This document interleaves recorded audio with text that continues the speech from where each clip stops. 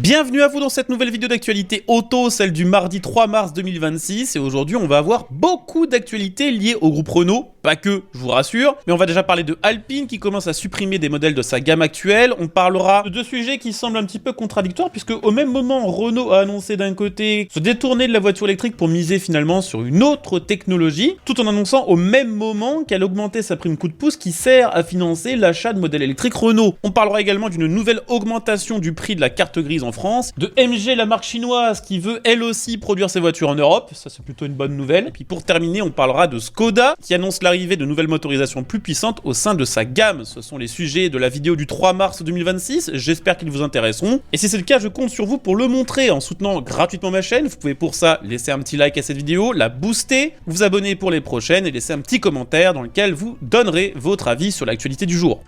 On va commencer par parler du prix des cartes grises en France qui a encore augmenté depuis le 1er mars 2026. Alors c'est une petite augmentation entre guillemets puisque c'est plus 2,4% en moyenne sur l'Hexagone depuis le début du mois. Une augmentation qui a été justifiée par les collectivités qui l'ont mise en place par la nécessité de renflouer tout simplement les caisses de l'État après les efforts qui ont été faits sur le budget 2026. Il y a trois choses qui vont augmenter, ça va dépendre de la région dans laquelle vous allez faire immatriculer votre future voiture. La première, c'est l'arrivée d'une nouvelle taxe fixe comme par exemple en Île-de-France où il y aura 14 € supplémentaires de facturés pour chaque carte grise, peu importe la puissance fiscale du véhicule ou son éventuel malus. La deuxième chose, et là aussi ça va dépendre des régions, c'est une augmentation du prix du cheval fiscal. C'est par exemple plus 2% en région PACA, mais c'est 23% de plus en Corse. À cause de ça, il y a certaines régions, comme par exemple en Nouvelle-Aquitaine, où immatriculer une voiture en 2026 coûtera presque 2 fois plus cher qu'en 2023. Et pour terminer, il y a une troisième chose qui a changé, c'est qu'il n'y a plus aucune exonération pour les cartes grises de voitures électriques. Fut un temps, c'était totalement gratuit, ça a commencé à changer aux alentours de mi-2025 et maintenant il n'y a plus aucune région qui propose la carte grise gratuite pour les voitures électriques. Il y a une seule exception, la région Hauts-de-France où on peut encore profiter d'une exonération de 50% sur le prix d'une carte grise de voiture électrique, mais ça va finir aussi par disparaître.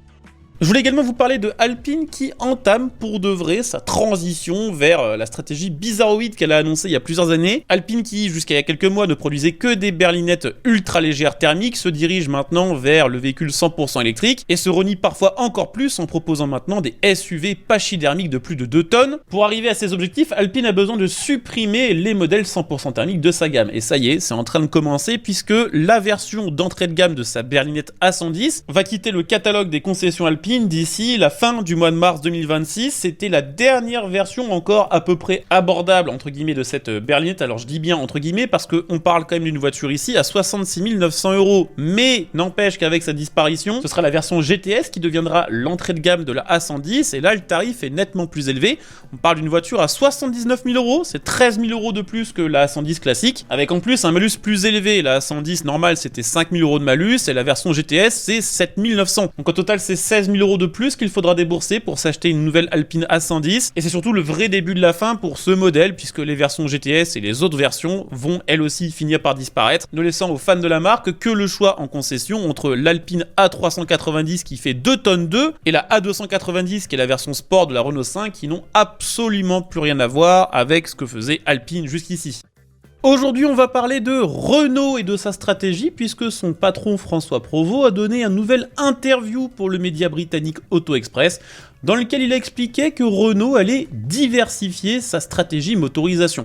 Comprenez par là que jusqu'ici Renault a beaucoup misé sur la voiture électrique mais que les ventes et le succès ne sont pas forcément au rendez-vous. Alors ça dépend des modèles, il y en a qui se vendent bien, comme par exemple la Renault 5 électrique qui a même réussi l'exploit d'arriver dans le top 10 des ventes générales en France, mais il y en a d'autres qui se vendent beaucoup moins bien, comme par exemple la Renault 4 qui pourtant a profité du même traitement que la Renault 5, à savoir reprendre un modèle iconique de la marque remis au goût du jour, ou encore, et ça c'est beaucoup plus préjudiciable pour Renault, la Mégane qui n'existe plus qu'en 100% électrique, qui autrefois était régulièrement dans le top 10 des ventes françaises et qui se retrouve maintenant relégué dans le top 30 voire top 35. Donc il y a eu quelques succès du côté de la voiture électrique chez Renault, mais globalement ça va pas si fort que ça et c'est exactement ça qu'a constaté François Provost, le PDG du groupe Renault. Les ventes de voitures électriques augmentent en Europe mais pas au rythme qui avait été espéré par les marques. Résultat, Renault se retrouve un petit peu obligé de bricoler et d'improviser une nouvelle stratégie pour s'adapter à cette demande demande qui est moins élevée que prévu. Face à ce problème, et contrairement à de nombreux constructeurs européens qui ont surtout misé sur la voiture hybride rechargeable, comme transition du pur thermique à la voiture électrique, permettant de conserver l'autonomie et la praticité d'un moteur thermique tout en bénéficiant d'une fiscalité bien plus avantageuse. Eh bien sachez que chez Renault, on ne veut pas faire comme tout le monde et on ne va pas miser sur l'hybride rechargeable. À la place, François Provost explique que Renault va surtout miser sur ce qu'elle appelle les REX, pour Range Extender, comprenez en français prolongateur d'autonomie. Alors c'est une technologie qui est encore assez méconnue ici, mais qui est déjà assez répandue en Chine. C'est globalement une voiture électrique à bord de laquelle il y a un moteur thermique,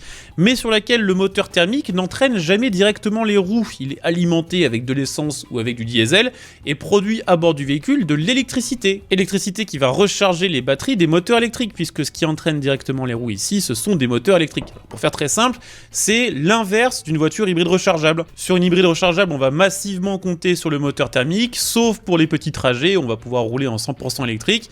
Là, ça va être des voitures 100% électriques sur lesquelles, pour les longs trajets, on pourra compter sur une partie thermique qui rechargera la partie électrique. L'objectif, d'après Renault, sera de permettre aux conducteurs de profiter d'une conduite électrique tout en éliminant la crainte de la panne d'énergie. D'après Bruno Vanel, qui est le responsable produit chez Renault, cette solution permettrait de corriger le principal problème des voitures électriques, qui est actuellement l'autonomie trop faible. Bon, à vous de me dire ce que vous en pensez là-dessus, mais je pense que le principal problème, c'est pas ça, hein. Le principal problème, c'est les prix, mais c'est un autre sujet. Cette solution s'appuierait sur les travaux de Horse. Horse, on en a beaucoup parlé sur ma chaîne, c'est une entreprise qui a été créée par Renault en partenariat avec la marque chinoise Geely, et qui est vraiment un motoriste. Leur spécialité, c'est de développer des moteurs, et Horse, justement, a développé un moteur 1,5 litre essence qui a été conçu exclusivement pour être un générateur embarqué. C'est pile poil ce qu'il faut pour cette technologie. Renault a toutefois précisé que cette stratégie variera selon les segments, c'est-à-dire que sur les petites citadines, les voitures du gabarit de la Renault 5 ou inférieure. En revanche, pour les modèles de plus grand gabarit, où la polyvalence est essentielle, et où pour être polyvalent, il faut proposer beaucoup d'autonomie, alors le prolongateur d'autonomie deviendra la base stratégique. Je pense que ça concerne surtout les modèles Mégane et Scénic, dont les ventes en 100% électrique ont été cataclysmiques par rapport aux précédentes générations à moteur thermique, qui étaient effectivement beaucoup plus polyvalentes, mais surtout beaucoup moins chères. Je rappelle qu'une Mégane neuve en 2019, ça valait 29 000 €, alors qu'une Mégane en 2026 neuve, c'est 39 000. Et encore, si on veut les plus grosses batteries qui n'affichent que 468 km d'autonomie, il faut débourser 43 000 €. Pas sûr donc qu'avec cette nouvelle technologie plus complexe, puisqu'elle va allier un moteur électrique et un moteur thermique, ne puisse vraiment corriger ça. Quoi qu'il en soit, cette news paraît un petit peu contradictoire quand on apprend le jour même que Renault augmente le montant de la prime coup de pouce. C'est pas elle qui le décide, le coup de pouce c'est un système national, c'est le bonus si vous préférez, qui s'appelle aussi C2E maintenant. Même si c'est pas Renault qui a décidé cette augmentation, c'est elle qui a mis en place tout ce qu'il fallait pour que ces modèles électriques puissent profiter du coup de pouce bonifié, du coup de pouce plus, qui permettra aux futurs acheteurs de ces modèles électriques de profiter de jusqu'à 7